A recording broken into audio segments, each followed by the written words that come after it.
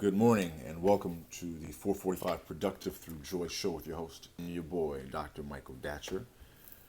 The show airs each weekday morning, hella early at 4:45 a.m. and goes until 5 a.m. here on YouTube's Michael Datcher channel and then 4:45 p.m. on Facebook Live. Today, we're talking about knowledge and productivity. What is the connection between what you know, not simply what you believe, but your knowledge base, what you know, and productivity? What is that connection between knowledge and productivity? So we have a really interesting day planned today. If you are new to the show, we are also a show interested in the idea of using joy itself as a technology to move us towards our goals and objectives.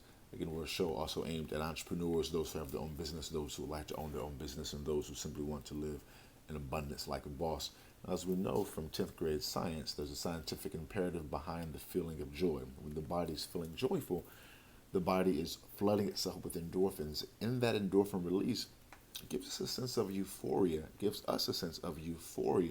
that we can then leverage to move ourselves towards our goals and objectives. We encourage everyone on this show to start their own business, to have that entrepreneurial spirit, that they may be their own boss and eventually live in abundance like the boss they are soon to become. All right. If you are enjoying the show thus far, please swipe left or right across your device to invite people to join the conversation. Also, definitely become a subscriber here at YouTube's Michael Datcher channel. It's totally free. You get access to all the videos, upcoming events. It's a it's a good show to be subscribing to. Um, you can also go to productivethroughjoy.com to see about us. We speak to schools, groups, and organizations about being productive through joy. We also offer live one-on-one productive through joy consulting. You can go there, productivethroughjoy.com, to see about us, have me come out and speak to your group. All right. So today we're talking about knowledge and productivity.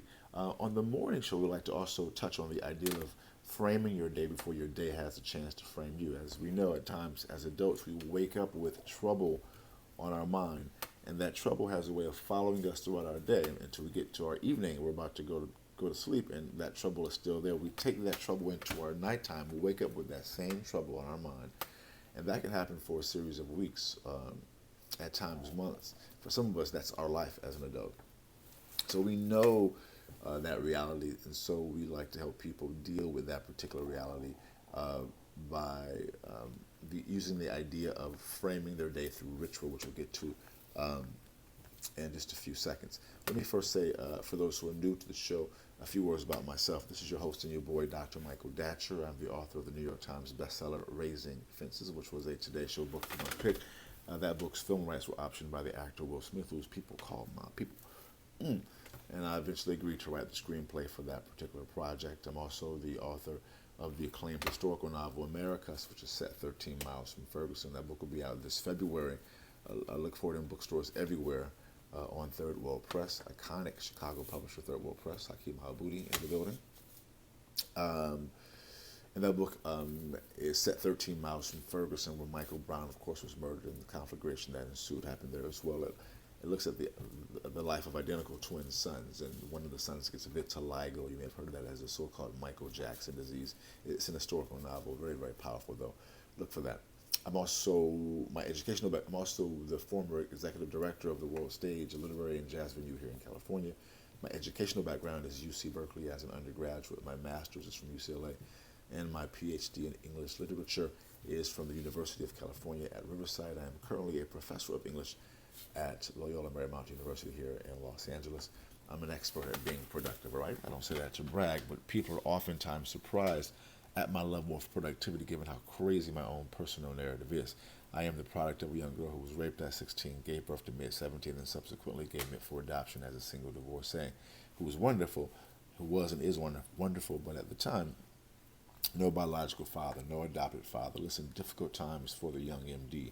Yet, as Kool Modi famously said, how you like me now?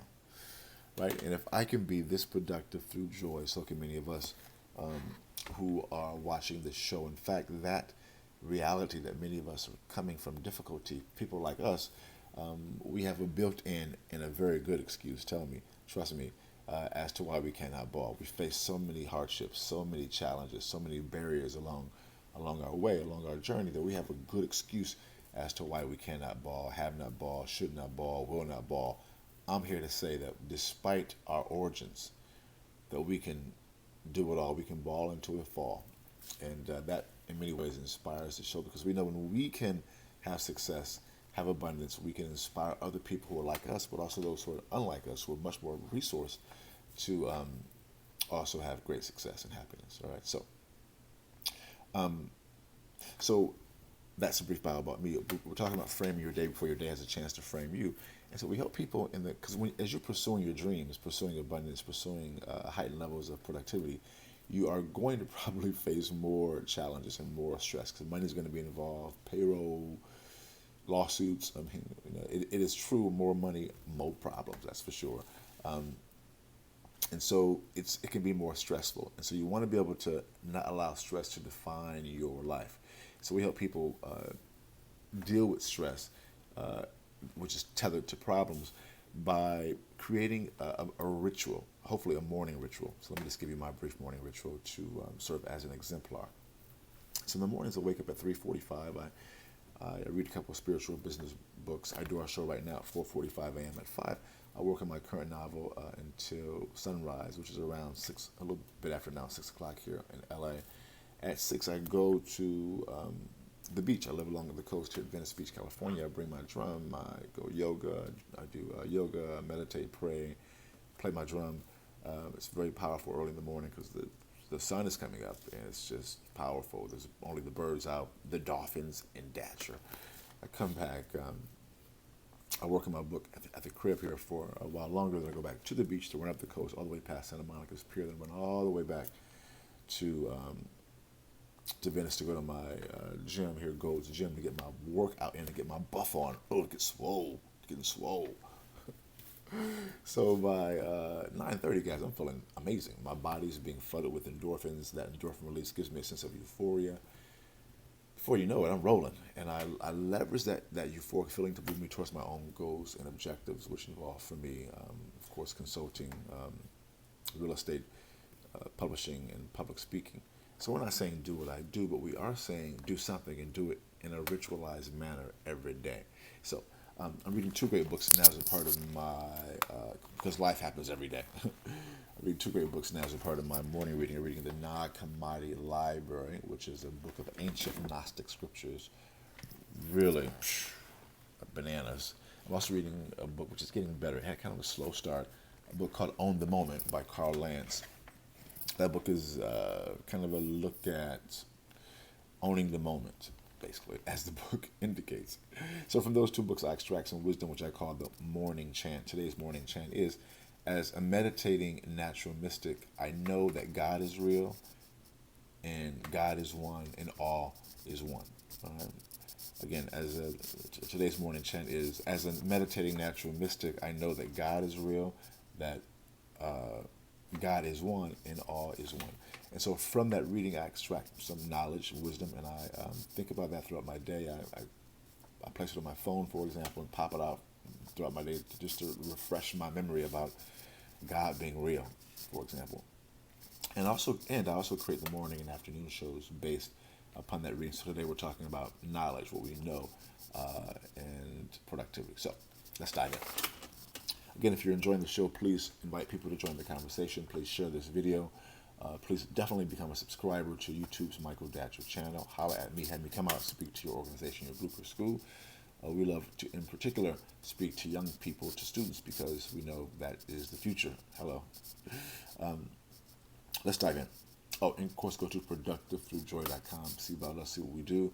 We offer live as well. We offer live one-on-one Productive Through Joy consulting for those who are seeking to live in abundance like a boss. Let's dive in. So today we're talking about knowledge, what you know, and productivity. So point one is you want to be a seeker of knowledge. In the book I'm reading now, one of the books I'm reading is my morning reading in the Nag Hammadi Library, which this book is a compendium of ancient scriptures. Many of them found, almost all of these books found in a huge earthen jar in Egypt. These were early kind of Christian Gnostic texts who the monks were in that time were being forced to destroy these early texts because they offered a much more broad understanding of Jesus. But some of the monks, in good conscience, couldn't do that, so they hid these texts. They call them tractates in a huge jar in this cave. So in 1945, this guy named Muhammad Ali, ironically, found them as he was out doing his thing. Anyway, so these books offer, in part, an early view of the life of Jesus, which is really a game changer. I just forgot my point because I was getting into that story. It's such a great story. And what it says over and over again in these books is become a seeker, be a seeker, be a seeker, be a seeker. It shows Jesus as a meditator if you believe in Jesus, right? The historical Jesus. Be a meditator. He oftentimes went off alone to we assume, it seems to be suggesting to go meditate. He was seeking a deeper heightened knowledge, and he clearly was spent time in Egypt because his philosophies, his approaches are literally parallel with those of the Egyptians. But of course, as we know, through geography, Egypt is extremely, at that time especially, extremely just miles from Egypt. So that part of the region clearly there was a lot of knowledge that was being shared. In fact, the oldest name for God in Egypt is Amen, A-M-E-N. If you know the Bible, people say Amen, A-M-E-N. It's the same word, it's the same thing. But that's a different topic altogether. But this book is very, very powerful, so I digress. Be a seeker. You want to, as I've been doing in my life, you want to seek knowledge. That's point one. That was a long way to make that point. Point two is, as you begin to seek knowledge, like things to know, and once you know something, you want to be able to act on it, guys. Like, so my morning chant today was, again, as I know that God is real, God is one, and all is one. So because I know that, I feel compelled to act upon it, right? I feel compelled to use that knowledge in my own point of view for good, to be about the one, to be about unity, to be about using the power of God within me, allowing it to unfold to help my family, friends, and relations, and also to share the good because we're all one, all right, which goes into point three. As you begin to engage in the activity propelled by your knowledge of what I would just call reality, that, for example, that God is one, there's no division ultimately between people or things. We all emanate from that original primordial source, that God, that one thing. And the Genome Project has helped, in a scientific way that we've learned about this, that our DNA is so closely aligned across race. So race is, as we know, a social construct, but the Genome Project, which talks about, which does so many great things, but you see the interconnectedness between people from all over the world. You also see that life began in Africa because the folks who have, who have the most common gene, I can't think of the language, how to properly language this, but it's clear through the Genome Project that the folk who share the most genetic common characteristics are from Africa, which again is another evidence-based knowledge that all of us emanate out of Africa, right? That we're all African to me. Some of this just white people, just light-skinned Africans to me. It's all good because we're all related. That's the whole point. So once you begin to act upon that knowledge, the universe begins to organize around itself, and it just goes your way. Like it just does. The universe is friendly. Ultimately, sure, we know things that are bad happen. We know folks have challenges. We know there is wrong in the earth because people are what I would call separated from their true self. But the reality, what I know to be true, is that we are one. Boom, goes the dynamite. That's it for today's show.